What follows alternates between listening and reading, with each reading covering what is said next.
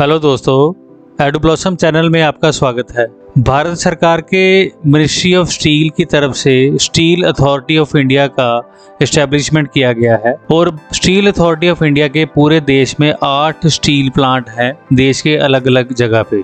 Steel authority of India Bharat की one of the most highly produced steel making company है और ये भारत के स्टील रिक्वायरमेंट को पूरा करती है। स्टील अथॉरिटी ऑफ इंडिया की तरफ से साल 2022 के लिए 10वीं क्लास से लेकर ITI, डिप्लोमा, डिग्री और पोस्ट ग्रेजुएट इंजीनियरिंग डिसिप्लिन की 333 पोस्ट निकाली गई हैं जो एग्जीक्यूटिव और नॉन एग्जीक्यूटिव कैडर में आती है। तो आज के वीडियो में हम आपको इन 333 पोस्ट के बारे में डिटेल जानकारी देंगे। तो शुरू करते हैं आज का video.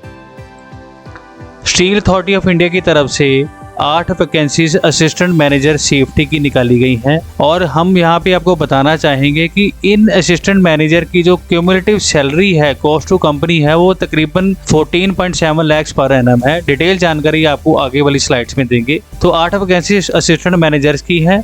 Operator cum technician boiler operation की 39 वैकेंसीज हैं। माइनिंग फॉरमैन की 24 वैकेंसीज हैं। Surveyor 5, mining mate 55, fire operator trainee 25, fireman cum fire engine driver trainee 36, attendant cum technician trainee HMV 30, operator cum technician mechanical 15, operator cum technician metallurgy 15, operator cum technician electrical 40, operator cum technician civil 5, operator cum technician electronics and telecommunication 5, attendant cum technician fitter 9, attendant cum technician electrician 10 और attendant cum technician machinist 12।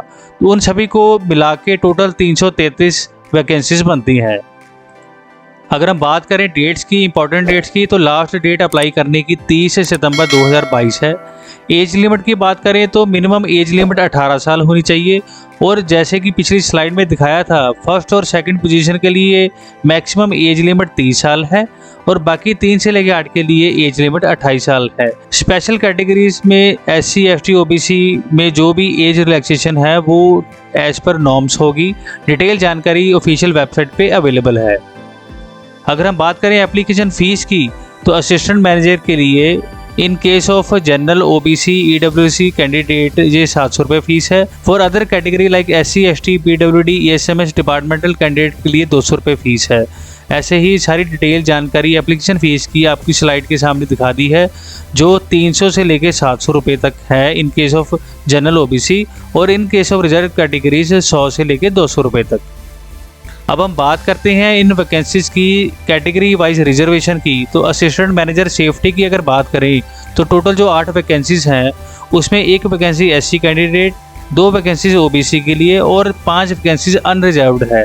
इसी तरह operators, mining foreman, surveyor, mining mate, fire operator trainee, fire cum fire engine driver, attendant cum technician की vacancies की detail जानकारी आपकी slide के सामने दिखाई गई है जिसमें आपने कैटेगरी वाइज रिजर्वेशन भी देख सकते हैं।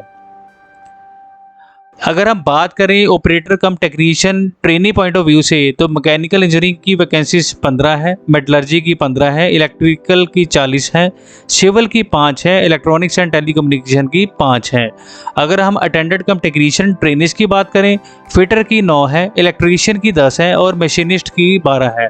तो आप देख सकते हैं कि 10th ITI, डिप्लोमा, डिग्री और पोस्ट ग्रेजुएशन सभी के लिए एक ही प्लेटफॉर्म में एक गोल्डन अपॉर्चुनिटी दी है भारत सरकार की तरफ से इन अच्छी वैकेंसीज को लेने की।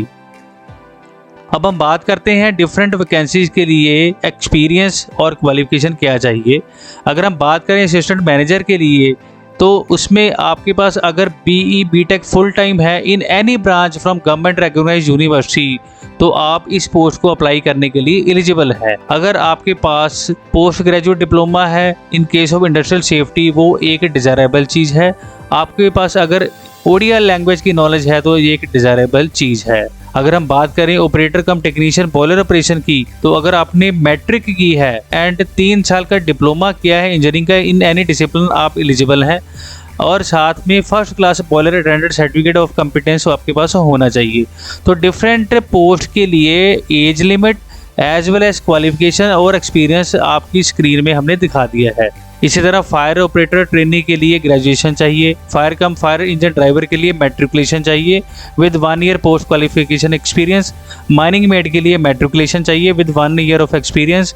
अटेंडेंट कम टेक्नीशियन ट्रेनीज के लिए मैट्रिकुलेशन चाहिए विद ITI।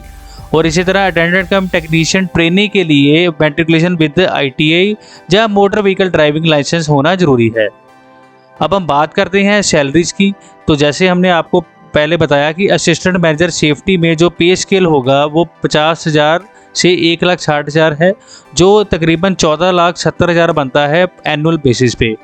अगर हम बात करते हैं नॉन एग्जीक्यूटिव पोस्ट के लिए, ऑपरेटर कम टेक्नीशियन के लिए 26,600 का पे स्केल है मिनिमम लेवल पे, और माइनिंग मेड में मिनिमम लेवल पे 25,070 का पे स्केल है। इन केस ऑफ ट्रेनीज, जैसे फायर ऑपरेटर ट्रेनीज हैं या ऑपरेटर कम टेक्नीशियन ट्रेनी है, तो 2 साल में कंसोलिडेट स्टाइपेंड दिया जाएगा। पहले साल में 16,100 और दूसरे साल में 18,300। इसी तरह fireman cum fire engine driver की बात करें तो 12,900 से लेके दूसरे साल पे 15,000 तक का स्टाइपेंड दिया जाएगा। सेल स्टील अथॉरिटी की ऑफिशियल वेबसाइट पे जाने के लिए आप सामने दिखाए गए लिंक्स को यूज़ कर सकते हैं, www.sale.co.inat या www.salecarriers.com। इन वेबसाइट पे जाके आप डिटेल जानकारी भी ले सकते हैं और आप ऑनलाइन अप्लाई भी कर सकते हैं, क्योंकि जो एप्लीकेशन मोड होगा, जो रजिस्ट्रेशन मोड होगा, वो ऑनलाइन ही होगा। तो दोस्तों, हमें उम्मीद है कि आपको हमारा आज का ये वीडियो ज़रूर पसंद आया होगा। भारत सरकार की तरफ से 10वीं क्लास से लेके ITI डिप्लोमा डिग्री और पोस्ट ग्रेजुएट क्वालिफिकेशन के साथ डिफरेंट वैकेंसीज निकली हैं 333। इन वैकेंसीज के लिए आप अप्लाई कीजिए और अपना फ्यूचर सिक्योर कीजिए। आज का वीडियो देखने के लिए आपका बहुत बहुत शुक्रिया। अगर आपको हमारा वीडियो पसंद आया है तो आप हमारे एडू ब्लॉसम चैनल को ज़रूर सब्सक्राइब कीजिए। Wish you best of luck for your future.